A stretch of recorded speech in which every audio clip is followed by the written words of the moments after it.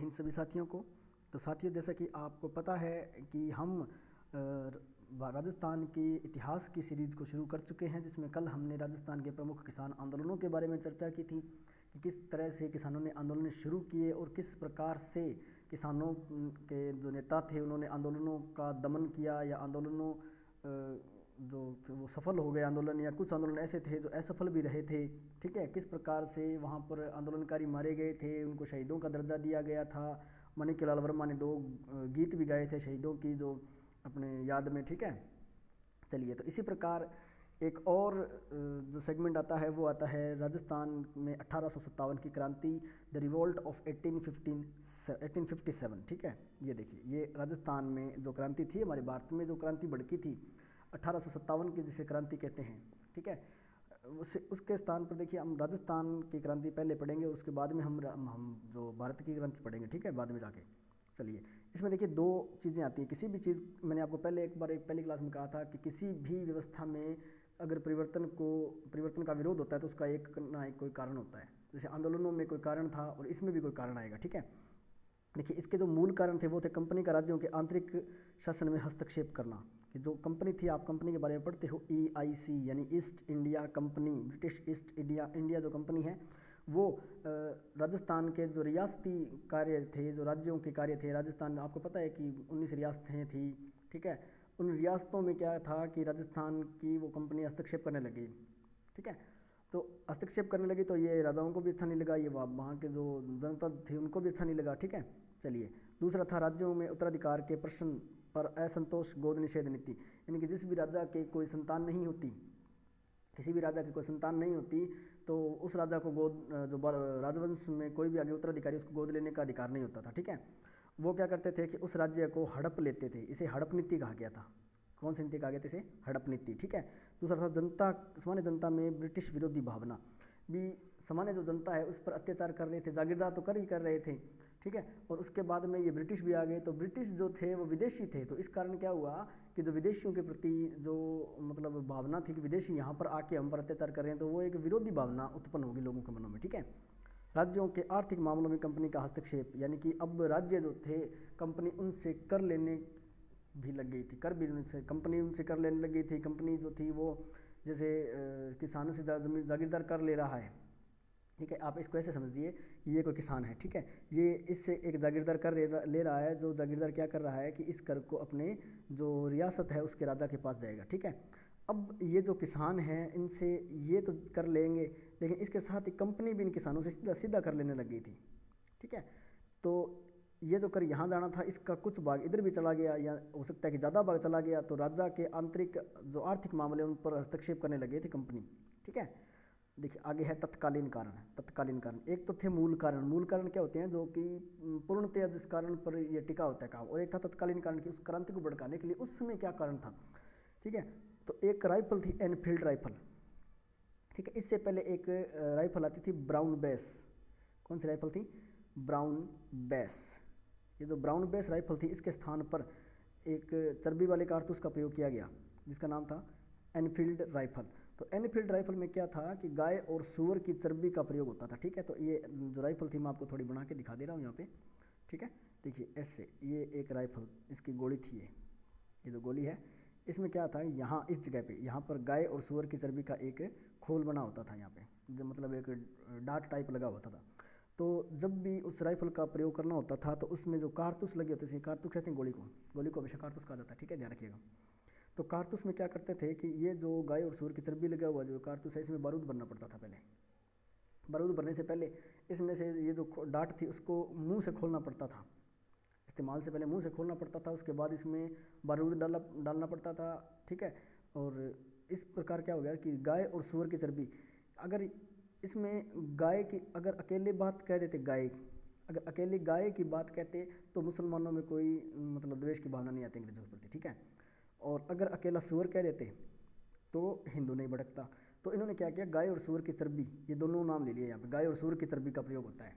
एक बार क्या है कि मंगल पांडे साहब हमारे थे 34वीं नेटिव इन्फेंट्री वहाँ पर मेरठ में, तो क्या हुआ कि वो नहाकर निकले, तो आगे ये पंडित जी थे हमारे मंगल पांडे जी, तो आगे क्या है कि एक व्यक्ति आया और उसने गलती से मंगल पांडे को टच कर दिया। मंगल पांडे सैनिक थे, तो उस व्यक्ति ने क्या किया, मंगल पांडे को गलती से टच कर दिया। तो मंगल पांडे ने थोड़ा जलाकर कहा, ये देखिए ये स्टोरी है, ये मैंने कहीं सुनी है, कहीं पढ़ी है, तो आगे वही मैं आपको सुना रहा हूँ, ठीक है। तो उसने मंगल पांडे को टच कर दिया। मंगल पांडे ने कहा कि तूने मेरा धर्म भ्रष्ट कर दिया, तो नीच जाति का ये है वो है। तो उस व्यक्ति ने हंसकर, पहले तो उसने देखा कि मंगल पांडे क्या कह रहा है, दूसरी बात उसने हंसकर कहा कि पंडित जी मेरे छूने से तो आप अछूत हो गए हैं, लेकिन आप जो ये अपना धर्म भ्रष्ट कर चुके हैं पहले गाय और सूअर की चर्बी वाले कारतूस को मुंह से खोल कर, ठीक है, तो अब बताइए अछूत कौन हुआ, मैं हुआ या आप हुए। तो मंगल पांडे के दिमाग में वो थोड़ा आ गया गुस्सा कि ऐसा कैसे हो सकता है। बोला कि तू झूठ बोल रहे हैं। बोले आप अपने अफसरों से जाके पूछ लो, ठीक है। तो मंगल पांडे गए और अपने 2 जो अधिकारी थे उनको गोली मार दी। पूछा हाँ या ना, बोले हाँ हाँ, तो ठीक है ये ले। तो पांडे जी भट्टबा ने गोली मार दी, ठीक है।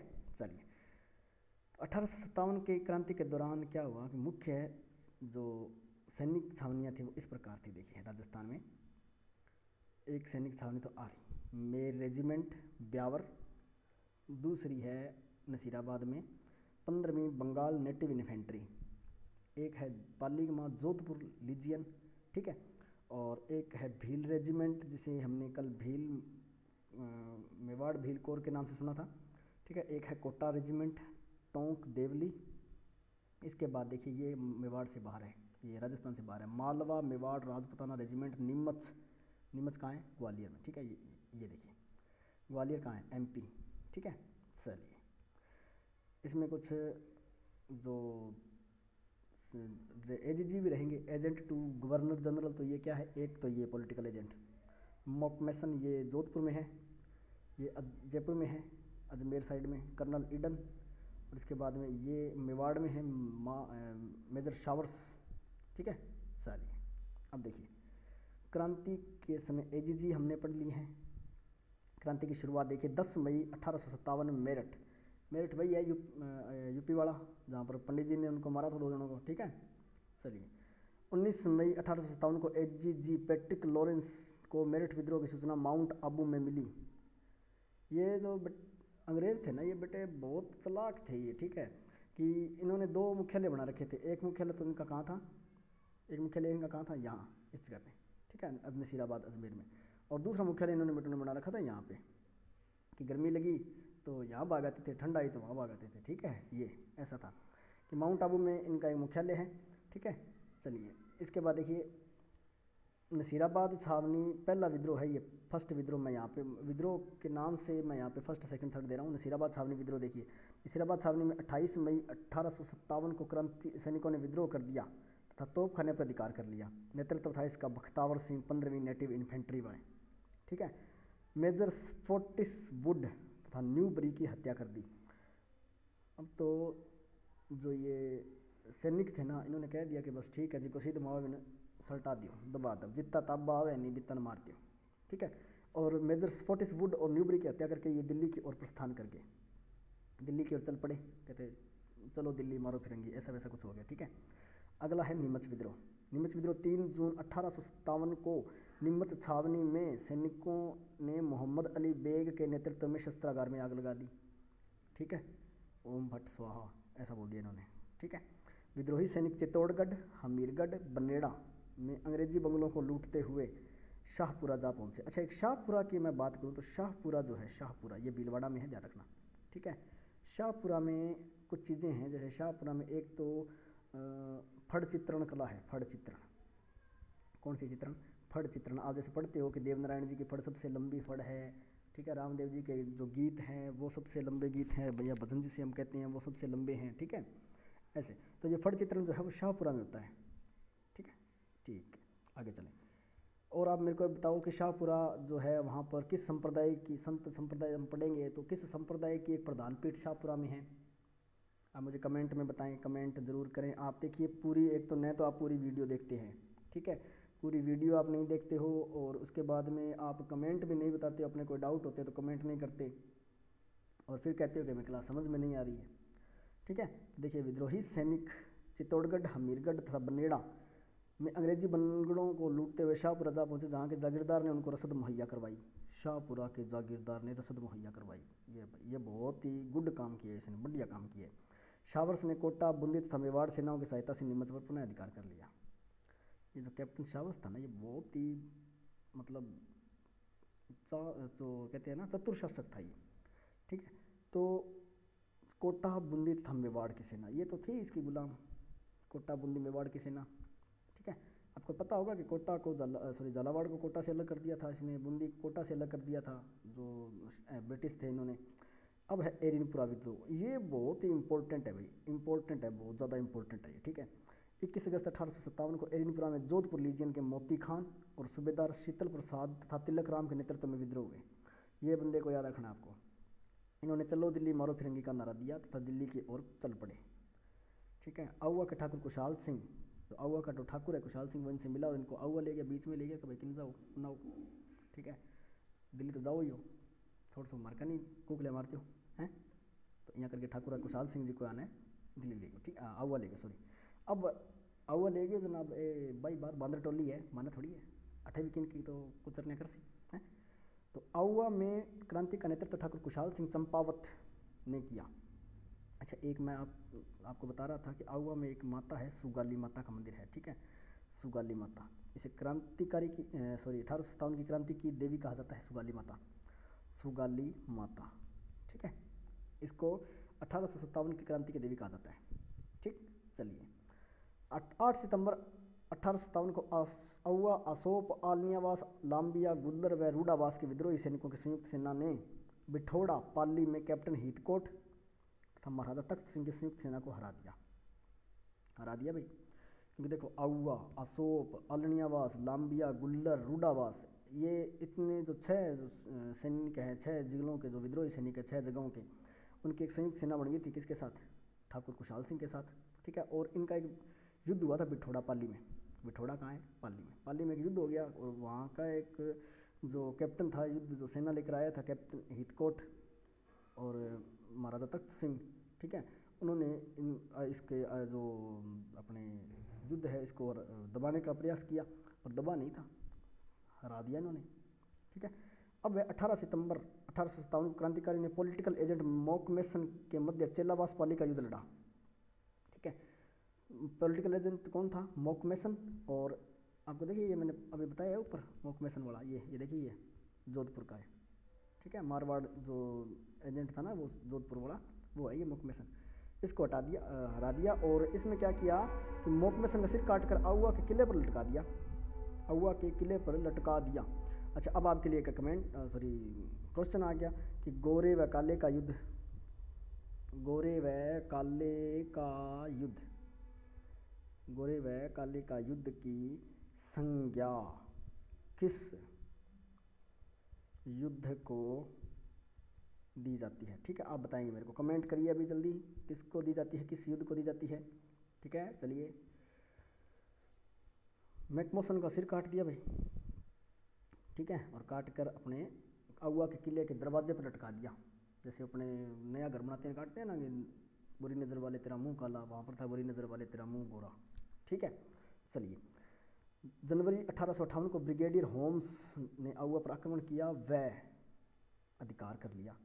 अब वो जो होम्स है ना, ये क्या, इसने क्या किया, ये जो मंदिर था ना सुगाली माता वाला, सुगाली माता वाला मंदिर था, इसकी जो मूर्ति है उसको चुरा के ले गया। इसका ये जो अंग्रेज़ थे ना, ये भी मानने लगे थे कुछ कि हाँ इस मूर्ति में कुछ पावर है भाई, कुछ तो पावर है इस मूर्ति में, ठीक है। तो इन्होंने क्या किया कि उस मूर्ति को चुरा लिया, ठीक है, वो चुरा के कलकत्ते भेज दिया। चलिए, कोटा में विद्रोह, कोटा में लाला जयदयाल और मेहराब खां के नेतृत्व में 15 अक्टूबर 1857 को विद्रोह हुआ। राजस्थान की सबसे सुनियोजित सुनियंत्रित क्रांति कोटा में हुई थी, इसलिए ये इंपॉर्टेंट है, ध्यान रखना, ठीक है। विद्रोही सैनिकों ने कैप्टन बर्टन का सिर काटकर पूरे कोटा शहर में घुमाया, दूसरा सिर काट दिया भाई, कोटा शहर में घुमा दिया इन्होंने। महाराव राम सिंह सेकंड ने कोटा दुर्ग में कैद करे, महाराव राम सिंह सेकंड को कोटा दुर्ग में कैद कर लिया इन्होंने, ठीक है। और बाद में जब अंग्रेज जो आए थे ना, इनको कोटा को जब इन्होंने आज़ाद करा लिया अंग्रेज़ों ने, है ना, तो क्या हुआ कि इस एक तो महाराव राम सिंह इसको बोला कि भाई तू इतना कमज़ोर कैसे हो गया, क्या दिक्कत है, तू मतलब उन्होंने तेरे को कैद किया और तू हो भी गया, चल तेरी सलामी की संख्या घटा दी गई है, चल इसके जो तोपों की सलामी की संख्या थी ना वो घटा के कम कर दी, ठीक है, इतना काम कर दिया इसको। समापन कब हुआ क्रांति का, जून 1858 को अंग्रेजों ने अधिकांश रियासतों पर अधिकार पुनः कर लिया। तात्या टोपे, मेहराब खान, लाला जयदयाल को फांसी दे दी, ये तो ताते टोपे था ना, ये बेचारा अंग्रेज़ों के खिलाफ राजस्थान में आया था कि अंग्रेज़ों के खिलाफ एक सेना इकट्ठी कर लूँ। तो राजस्थान के जो राजा थे इनके साथ इन्होंने मतलब इस बंदे ने कहा था कि आप मेरे को बस सहायता दे दो, अंग्रेज़ों को मैं अपने आप निकाल दूंगा।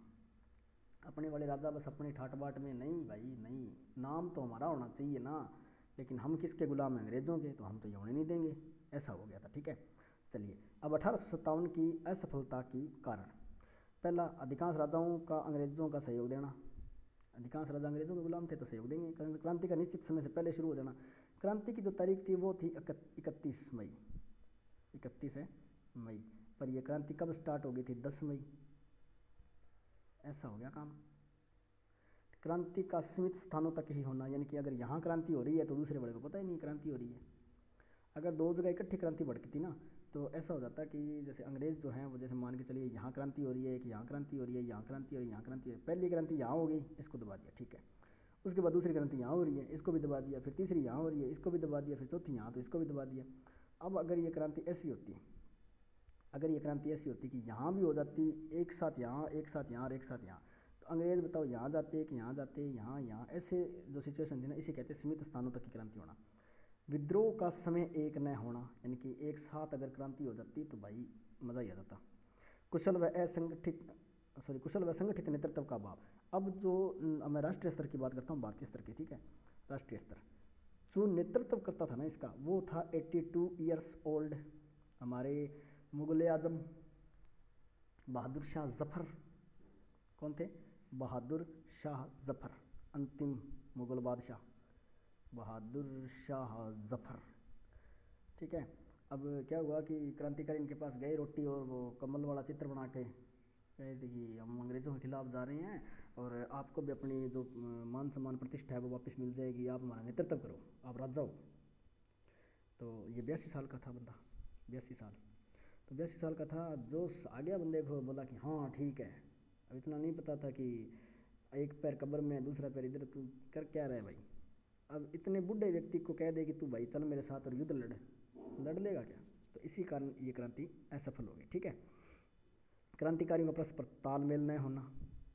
अब तालमेल होगा कैसे? कोई सैनिक तो बेचारा MP से आ रहा है, ठीक है, अरे कोई आपने ठमार गए, अब वो क्यों बोल रहा है वो काई माई करे, वो किन्नू समझ माजे हो, तालमेल कट्ठू हो, उसी बात चले नए बैंक ने कोई फोन टेलीफोन वगैरह होता, ठीक है भी, चलो काई माई किए ही भारत की, तो भारत वाला समझ ही लिया है, किए भी हुए समझ तो लिएगा, लेकिन कोई भी मतलब दूर दूर होता तो आनो जानो करने में टाइम लग जान, तो तालमेल होता कौन नहीं। अब श्री माँ मिलता बिलता कौन नहीं, बस वाह आ लियो इतो काम हो।